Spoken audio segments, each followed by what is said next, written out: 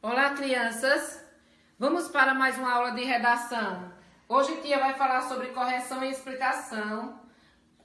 explicação da atividade e também um assunto de organização de texto. Vamos aprender a organizar texto, certo?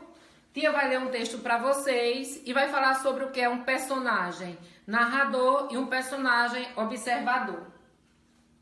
Em qualquer história, há sempre um narrador. Esse narrador pode assumir duas posições, que são narrador observador ou narrador personagem. Narrador observador, ele não participa da história. O narrador personagem, ele participa. Por exemplo, o narrador observador, ele vai contar a história de uma pessoa. Vou só dar um exemplo aqui, rapidinho. Maria foi à praia e viu peixes e navios. Então, ele está contando a história de quem? De Maria. Já o narrador personagem, ele pode dizer: eu fui à praia ou fui à praia e vi peixes e navios. Então, quando ele é o narrador personagem, ele está dentro da história, ele faz parte dela. Veja aqui os textos. O texto A: Vavá continuou caminhando. Agora, quando visse uma casa, ia ficar por perto até o dia amanhecer. Viu um vulto branco na estrada, parecendo um lençol. Parou. Os cabelos da cabeça se esticaram. Os ombros estremeceram. Aqui ele está contando a história de Vavá, né? Então, aqui ele é um narrador. Ele está narrando. Aqui ele vai contar a história dele. Veja. Continuei caminhando. Agora, quando visse uma casa, ia ficar perto até o dia amanhecer. Vi um vulto branco na estrada, parecendo um lençol. Parei. Os cabelos da cabeça se esticaram. Meus ombros. Então, meus quer dizer que está falando da pessoa. Continuei.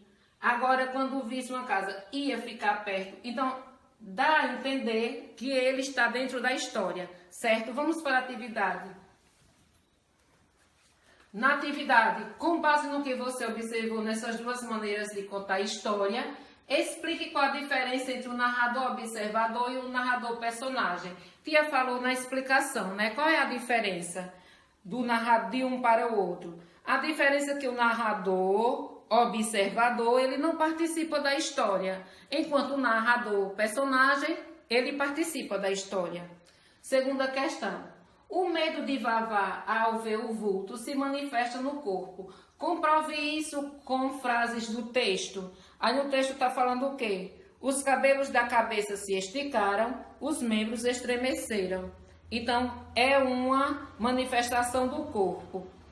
Terceiro, como Vavá procurou convencer-se de que não era assombração? Como foi? Lembrando-se de que o vovô Pompílio dizia: assombração é a sombra do medo. Ele lembrou do que alguém falava para ele, que a assombração é a sombra do medo. Quando a gente cria medo, a gente se assombra, né? Por que Vavá gritou?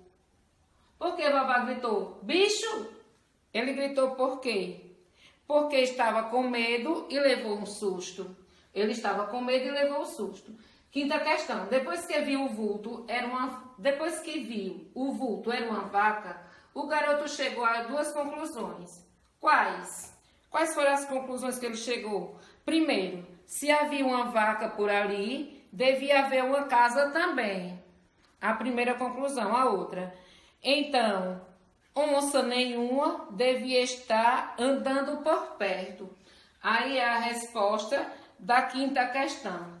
Na sexta questão, diante do movimento do bicho e com medo de ser atacado, qual a reação extrema do garoto?